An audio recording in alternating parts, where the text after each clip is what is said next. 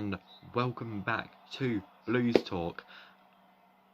It's a bit dark because my light's off, it's only my lamp on, and I actually totally forgot I thought I had recorded this video, but I realised I hadn't, and wow, honestly, it's unbelievable. So sorry that the video is late. It's currently Sunday, 6 o'clock. Wolves have just scored 2-1 against Leicester, who got Champions League contention for Wolves. So obviously I didn't get to watch the match yesterday, but I saw the highlights, and I just want to express how I felt about that match, because I was disappointed beyond belief. Like, we've got a couple big games coming up. We've got Champions League midweek and League Cup, so we need the fitness in that. But at the same time, come on, the game was awful. Palace weren't even playing well themselves, and yet we just rocked up, not knowing what we were doing, and it took us the 89th minute to score, and it's another 1-0 win. I said before the match how Palace were in form and they'd be tough, but recent results had shown that they were getting draw after draw after draw, and then we go and scrape, and I mean scrape, a 1-0. And I'm going to go back to my biggest point yet again to start off with: Romelu Lukaku. Someone explain to me why Lukaku is still being played in our team. He had 7 touches that whole match. 7. You know, like, Crystal Palace had 7 shots, and Lukaku had 7 touches. It doesn't make sense to me. We dominated the first half, but did nothing with it. Kante should have scored. Kante, as much as he's a good player, he's the last person you want an opportunity to fall to like that, because he cannot score as well as other players in the team, but he should have scored. Rudiger, he's getting there. He really is getting there. Every shot he does, he's getting closer. He was going top left. I mean, it might have helped with Storm Eunice, which has absolutely ruined football. I said I was meant to go to Cairo in Town. That game was postponed because of it. It's just absolutely incredible that man is getting that close. But if he can do that as a defender, why can't Lukaku? He's so lackluster. Doesn't want to move, sits there doing nothing, and when the ball comes to him, he touches it, blasts it wide, or just offloads it to an opportunity that isn't there. It's a joke. Several players couldn't get on the ball yesterday. Havertz couldn't get on the ball. I mean, since I made the preview video, after that there was 2 people that were ruled out. I was like, oh, really? Could have said that earlier, but it is obviously said later. I found out later on. But Mason Mount, obviously, but there's Azpilicueta and Timo Werner. It's just not going good for us at the minute at all. Like I said, how we were dominating the first half, come out in the second half and nowhere near as good. We ended up with 58% possession against Crystal Palace. Like, they almost had the same amount as the ball as us. It's unbelievable. We had 20 fouls. 20. That shows how much we were struggling. Off the ball, we had 20 fouls. Crystal Palace only had 4. When they were on the ball, they were fine. When they were off the ball, they were fine. They were happy for us to play. And why were they happy for us to play with the ball? Because we were fucking shit. When you're fucking shit, you can't go and win games just like that. It's just unbelievable. It really is. And going back to Lukaku, and it's not just him as well, but we seem to always be offside. But Lukaku's always offside. Hakim Ziyech scores, and Lukaku was offside, so the goal gets ruled out. And it's just like, can you not look down the line? Like, you're playing a game, you're waiting for the ball. Right, he's got the ball over there. Look down the line. Oh, I'm slightly ahead of him. I'll drop back a bit. But he doesn't think like that because he's just so eager to get on the ball, and that eagerness fucks him up sometimes. It's absolutely ridiculous how he is still playing for this club. He does not have the passion for the club that other players do, such as Mount, such as Azpilicueta.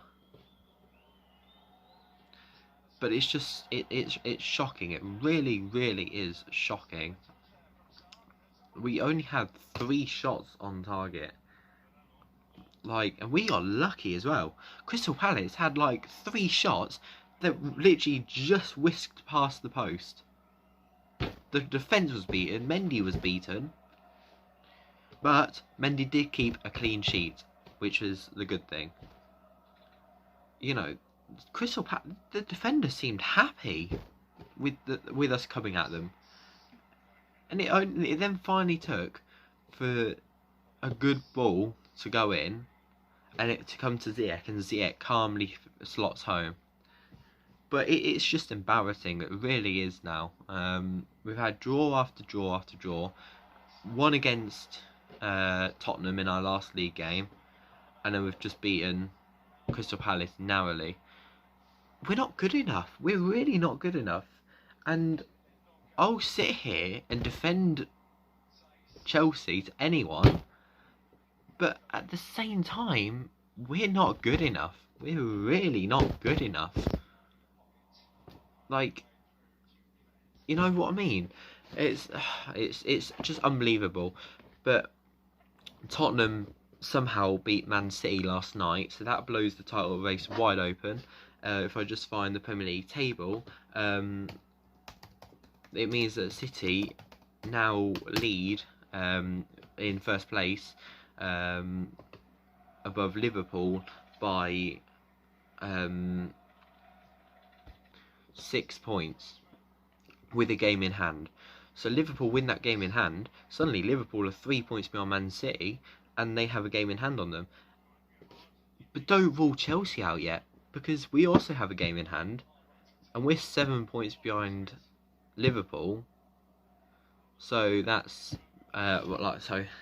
you know, we're 13 points behind Man City. Win our game in hand, we're only 10 points behind. That's 3 games that could change, or 4 games that could change the outcome for Man City with us. And we're in a rough patch. It only takes City to lose some games and us to win them, and we're up there. And it also helps that Liverpool, you still have City to play. Liverpool and City draw, Chelsea win, bang, we get closer. Don't count us out yet. You can't count us out. Like, it's unlikely that we'll win the title now, but don't count us out just yet. But if we are going to have any chance, we need to buck our fucking ideas up. We really do, because I don't know what's going on. We're not the Chelsea that started this year, and it is because the wing backs are injured. Because that's key part to how Tuchel plays his football, his wing backs. And if we don't have them wing backs, and we have shit quality like Marcos Alonso or Malang Sarr. Why you played Malang Sarr left back or left wing back, I have no idea. That was the worst decision in the world, because like, some people think Malang Sarr's already suited in Chelsea. I don't. Like, he's been poor, really, when you think about it. He hasn't proved himself. He gave away a penalty against Plymouth. And he's had a few goals go past him recently, such as Plymouth, and he hasn't proved himself to me just yet. And in the centre back role, let alone moving him to an unnatural position, that was a terrible idea. It really was. But we need to sort the team out. I think this year we'll just keep going as we are. Go for the Champions League push again, try and retain that. Go for the Cup this weekend. Go for the FA Cup finally, because we've had 2 seasons of FA Cup final drama, and we've come on the losing end. So we want to win that this year for sure. And then next season, get some signings in the summer. Preferably a left back. Might need a new right back if Aspi does end up going. Hopefully he doesn't. Same with Rudiger. Might need a new centre back. Hopefully Rudiger doesn't go though. And then next season we can go on a proper title push in what would be Tuchel's second year, second full season. So it's all to play for next season, really, rather than this season.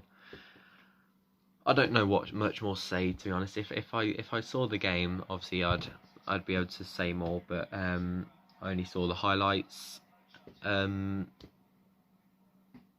It's just not good enough for us. It really isn't. But we were so close to missing out on points for that game. It's unbelievable. So with that, I move on to my player ratings. So I'm going to give my man of the match to Hakim Ziyech. 3 goals in 3 Premier League games now. He comes to the rescue once again. He is proving that the haters wrong. Anyone who hated and slated Ziyech, what were you doing? Honestly, I never got it, because he's always there to pick out a key pass or just to be an influence. He comes from a young Ajax team into an experienced Chelsea team, who then slowly brought in the youth through Reece James and Mason Mount, and we're a pretty young team now, with the likes of Sarr, Christensen and Havertz coming in recently. You know, and he's just proved once again what he can do, and he is our Moroccan wizard. He really is. So therefore my man of the match goes to Hakim Ziyech. So well done, Hakim. Okay, so we'll start from the back in the goalkeeping position. Mendy kept a clean sheet, did have a couple mistakes, therefore I'll give him a 7. Malang Sarr, I'll give a 6 because he was poor, ended up getting substituted as part of a triple substitution, which was late on, but I think that should have come way earlier. He wasn't good enough for the game, and I'm going to give him a 5. Rudiger, I'll give a 7 because he played well. Same with Thiago Silva, another 7. Christensen will get a 6. Didn't see much of Christensen, but he played in a sort of right back role, and I don't think it really suited him playing in the right back role. That's Aspi's, but obviously he wasn't selected through injury. Sorry, it was illness for someone else, Timo Werner. Sorry. Although Timo Werner then did travelling to Palace, but he was on the bench and didn't feature. So going on to the midfield, Pulisic, he played moderate, really. He didn't really get into the game just as much as Jorginho, but I'll give Pulisic a 6 and Jorginho another 6. Conte, again, didn't really get into the game, had a good opportunity.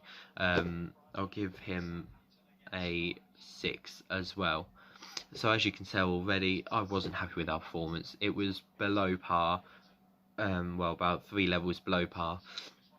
It wasn't good enough at all. But on the attacking front, Kai Havertz, I'll give a 5. Never got into the game. Lukaku, I'll give a 3. Because yes, he was that poor. 7 touches, you know. Mendy had more touches. I mean, Mendy had a lot to do, really, with how shit our defence was. But hey ho. And then I'll give Hakim Ziyech a 9 or an 8. We'll go 8.5. I can't pick between 8 or 9. So 8.5 Hakim Ziyech, our man of the match. So moving on to the substitutes, Marcos Alonso, when he came on, all three of these substitutions were around the 70th minute. So I didn't really get into the game, any of them. So Marcos Alonso, Mateo Kovacic and Ruben Loftus-Cheek all get a 6 from me. Well, that is all I have to say, really. Look out for my preview on Chelsea versus Lille on